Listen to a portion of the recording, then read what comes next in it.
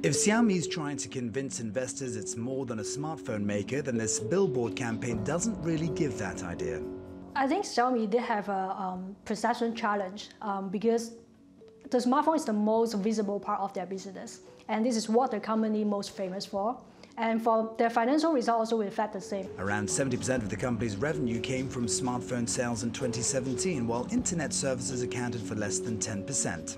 And even if it does have ambitions to position itself as more than just a hardware maker and expand further into areas like online advertising and payment services and game distribution, it faces some tough competition. All those things are being done by some of the biggest companies that everyone knows, you know, the Tencents, the Alibabas, the Baidus. It's not clear whether Xiaomi is going to be able to compete with the size of the ecosystems that those companies have. That skepticism over Xiaomi's business model contributed to its disappointing IPO, but its share sale was also hurt by trade tensions between the US and China.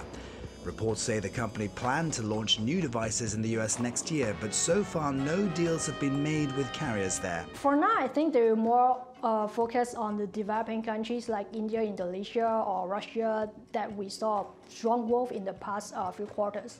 I think US may be a later step for them. And the challenge Xiaomi faces entering the US market may not be its biggest concern. Chinese smartphone maker ZTE had been the subject of a 7-year block on buying US components, and like ZTE, Xiaomi is reliant on American technology to produce its handsets. If Qualcomm couldn't provide it with system on a chip, which is the sort of main brain inside the phone, then that would be an issue. And they actually raised that in their prospectus document as a potential risk. For now, the US continues to toughen its stance against Chinese tech companies, and that means Xiaomi could find itself in President Donald Trump's firing line.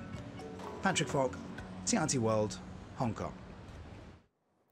And Patrick Fox sent this update on Xiaomi's debut on the Hong Kong Stock Exchange.